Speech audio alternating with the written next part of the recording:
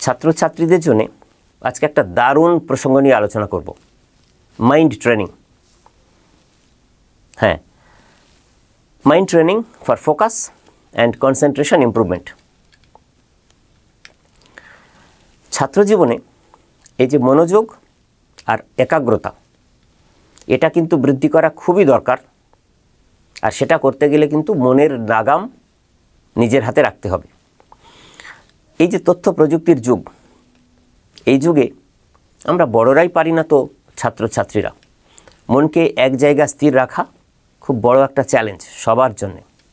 সুতরাং মনকে আমাদের ট্রেনিং করতেই হবে যাতে আমরা ঠিক রাখতে পারি, পড়াশোনায় মনোসংযোগ বজায় রাখতে পারি। সেজন্যই দরকার মাইন্ড ট্রেনিং। খুব মন দিয়ে এই আলোচনাটি শুনলে ছাত্রছাত্রীরা অনেকভাবে উপকৃত হবে এবং তোমরা যেটা পাবে, পড়াশোনায় কম সময়ে বেশি ফলাফল করতে পারবে তোমরা। চলো আমরা উদাহরণ সহযোগে দেখার চেষ্টা করি। প্রথমে একটা কাজ তোমাদের করতে হবে, যেটাকে আমরা বলি মোনোটাস্কিং। মাল্টিটাস্কিং শুনেছো, মানে অনেক কাজ একসাথে করা, সেটা করা চলবে না। একসাথে একটা কাজ করবে, মোনোটাস্কিং। মনে রাখবে, আমাদের মস্তিষ্ক মাল্টিটাস্কিং বা একসাথে অনেক কাজ করার জন্য তৈরি থাকে না, কখনো থাকে না। এক সময় একটা কাজেই কিন্তু পূর্ণ মনোযোগ দিতে হবে, তবে তোমার মস্তিষ্কের কর্মক্ষমতা বাড়বে এবং সেটা তুমি ইউটিলাইজ করতে পারবে। তাহলে কিভাবে প্র্যাকটিস করবে না, তুমি যখন পড়তে বসছো তখন পাশে মোবাইল রাখবে না বা গান শোনার কোনো সিস্টেম রাখবে না। গান শোনা অবশ্যই চলবে না, বন্ধ রাখতে হবে। কি করতে হবে না, কেবলমাত্র বইয়ের পাতায় মনোযোগ দিতে হবে। তার মানে পড়ার সময় পড়া, খেলার সময় খেলা। আর কি করতে পারো না, ধরো নোট বানাচ্ছ, নোট তৈরি করার সময় অন্য কোনো চিন্তা মাথায় আসতেই পারে। মাথায় এলে কি করবে, সেটা সঙ্গে সঙ্গে একটা কাগজে লিখে পাশে সরিয়ে রেখে দেবে। তখনই সেটা নিয়ে ভাববে না। তুমি যে নোটস বানাচ্ছ বা যে পড়াশোনাটি তুমি চর্চা করছো, সেটা শেষ করার পরে সেই নোট নিয়ে রাখা জিনিসটা নিয়ে ভাবতে বসবে। আরও একটা উদাহরণ বলি, খেতে বসার সময় টিভি বা ফোন একেবারে দেখবে না। খাচ্ছ তো, খাবারটা তো খুব ইম্পর্ট্যান্ট একটা জিনিস। তাহলে খাবারের স্বাদ, খাবারের যে ঘ্রাণ, খেতে বসে সেগুলোর উপরেই মনোযোগ দেবে। টিভি নয়, কার্টুন দেখা নয়, ফোন ঘাঁটা নয়, ফোন কল করা তো একদমই নয়। এভাবে করলে কি হবে না, অ্যাটেনশনের যে মাসেলগুলো আছে, মনোযোগের যে পেশিগুলো আছে আমাদের, সেগুলো কিন্তু খুব শক্তিশালী থাকবে। এরপর দ্বিতীয় যে টেকনিকটি তোমরা মনে রাখবে, সেটাকে আমরা বলি দ্য 5 মিনিট রুল। অনেক সময় কি হয়, তোমাদের অনেকেরই হয়, আমি জানি, যে পড়তে শুরু করার আগে কিছুতেই মন বসতে চায় না। তো এই 5 মিনিট রুল কিন্তু এই কৌশল একটা, এটা তোমাদের মনের আলস্য কাটাতে কিন্তু সাহায্য করবে। কীরকম, যেমন ধরো যখন পড়তে একদম ইচ্ছে করছে না, তখন তুমি মনকে বলো, আমি এখন মাত্র 5 মিনিট পড়ব, তারপর উঠে যাব। দেখবে ম্যাজিক কি হবে বলো তো। না, সাধারণত 5 মিনিট শুরু করলে তোমার তো মনে হবে যে 5টা মিনিট এক্ষুনি কেটে যাবে। তাহলে এই 5 মিনিট তোমার মধ্যে একাগ্রতা ফিরে আসবে এবং তারপর হয়তো দেখলে 5 মিনিট পরে তোমার পড়াটা ভালো লেগে গেল, তুমি আরও ওটা হয়তো 50 মিনিট চালিয়ে যেতে পারলে। তাহলে এই মাইন্ড ট্রেনিংয়ের এটা একটা important rule, the 5 minute rule. এটা এইভাবে তোমরা ফলো করবে। বা ধরো কোনো কঠিন অঙ্ক বা চ্যাপ্টার দেখে আমাদের তো ভয় লাগে, তোমাদেরও লাগে আমি জানি।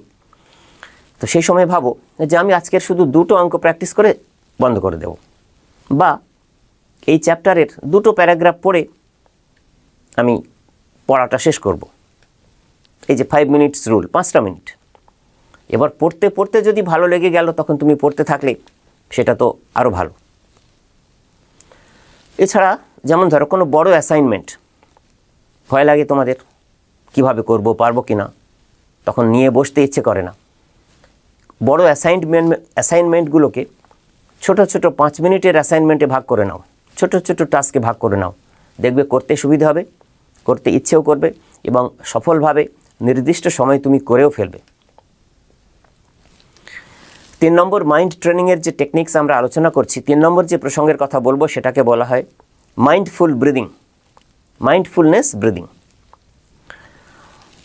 শ্বাস প্রশ্বাসের উপরে নিয়ন্ত্রণ করাটা আমাদের অবশ্যই শিখতে হবে সবাইকে।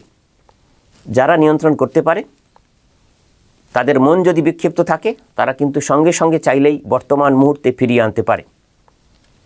এটা আমাদের যে কোনো ধরনের স্ট্রেসও কমিয়ে দেয়, আমাদের মনোযোগকে বাড়িয়ে জাদুর মতো কাজ করে। ধরো ক্লাসে পড়ার সময় তোমার মন এদিক ওদিক চলে যাচ্ছে, কি করবে না, কয়েক সেকেন্ড খুব গভীরভাবে শ্বাস নাও এবং সেটাকে ফিল করার চেষ্টা করো। বা ধরো পড়তে বসার আগে 1 মিনিট চোখ বন্ধ করে নিজের নিঃশ্বাসের গতি প্রকৃতিটাকে জাস্ট অবজার্ভ করো, ফিল করো। বা ধরো পরীক্ষার হলের কথাই যদি বলি, পরীক্ষার হলে প্রশ্নপত্র পাওয়ার আগে 10 বার ধীরে ধীরে শ্বাস নাও, শ্বাস ছাড়ো, ব্রিদ ইন ব্রিদ আউট করো ধীরে ধীরে। কি হবে এতে?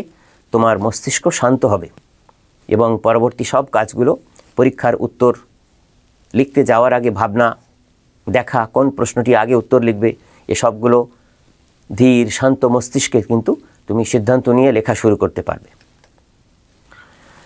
ছাত্রছাত্রীদের এই মাইন্ড ট্রেনিং প্র্যাকটিসের চতুর্থ যে টেকনিকের কথাটি আমি বলবো সেটাকে বলা হয় দ্য ব্ল্যাক ডট মেথড।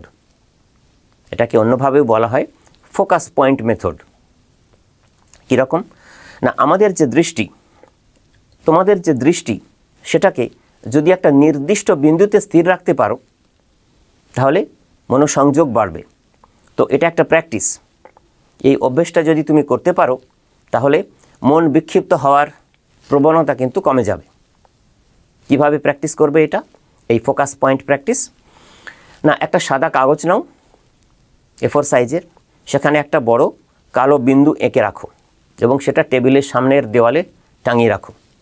প্রতিদিন পড়তে বসার আগে 1 মিনিট বা 2 মিনিট সেই বিন্দুর দিকে এক দৃষ্টে তাকিয়ে থাকো। বা অন্যভাবেও এই প্র্যাকটিসটা করতে পারো, যেমন একটা মোমবাতির শিখার দিকে তাকিয়ে থাকার অভ্যেস করো। মানে সামনে একটা মোমবাতি রেখে, জ্বলন্ত মোমবাতি, সেদিকে এক দৃষ্টিতে তাকিয়ে থাকো। এতে কিন্তু তোমাদের একাগ্রতা বহুগুণ বাড়বে। অবশ্যই নিয়মিত অনেক দিন এই চর্চা করতে হবে। এটাকে ত্রাটক সাধনা বলা হয়। এটাও কিন্তু খুব প্রমাণিত পদ্ধতি, এটাও তোমরা চর্চা করবে। আরও একভাবে এটা চর্চা করা যায়, যেমন তোমার ঘরের দেওয়ালে যদি ওয়াল ক্লক থাকে, তাহলে ঘড়ির যে সেকেন্ডের কাঁটা, তার যে গতিপথ, তার সাথে তাল মিলিয়ে মিলিয়ে মনে মনে সংখ্যাগুলো গণনা করতে থাকো। সেই সময় অন্য কোনো চিন্তা মাথার মধ্যে আসতে দেবে না। এই যে ব্ল্যাক ডট সাদা কাগজে, বা মোমবাতির শিখা, বা এই যে ঘড়ির সেকেন্ড হ্যান্ড, এই 3টে পদ্ধতিই কিন্তু মনোসংযোগ এবং একাগ্রতা বাড়াতে অনন্য। সবশেষে মাইন্ড ট্রেনিংয়ের জন্য পঞ্চম যে পদ্ধতিটির কথা বলবো সেটাও একটি অসাধারণ পদ্ধতি, বলা হয় থট লেভেলিং, মানে চিন্তা পর্যবেক্ষণ করা। কীরকম না, পড়াশোনার সময় আমাদের প্রত্যেকেরই মনের ভেতরে আমাদের অসংখ্য অপ্রাসঙ্গিক চিন্তা আসে। সেগুলোকে কিন্তু দমন করলে চলবে না, দমন করতে তুমি পারবেও না। তাহলে কি করতে হবে না, সেগুলোকে দমন না করে কেবল চিহ্নিত করার অভ্যেস প্র্যাকটিস করো। কিভাবে করবে না, ধরো আমি যদি উদাহরণ দিয়ে বলি, ধরো পড়তে বসেছো, তখন যদি মনে হয় আজ রাতে কি খাবো, কাল সকালে কি খাবো, তার মানে কি এই যে চিন্তাগুলো আসছে এটাকে কোথাও লিখে রাখো। চিন্তাটাকে প্রশ্রয় দেবে না, লিখে এটার ব্যাপারে পরে ভাববে পড়াশোনা হয়ে গেলে। বা ধরো কোনো দুশ্চিন্তা আসছে, সেটা ব্যক্তিগত জীবনে হোক, পারিবারিক জীবনে হোক, তো তাকে অপ্রয়োজনীয় বলে লেভেল সেটা দেওয়ার দরকার নেই।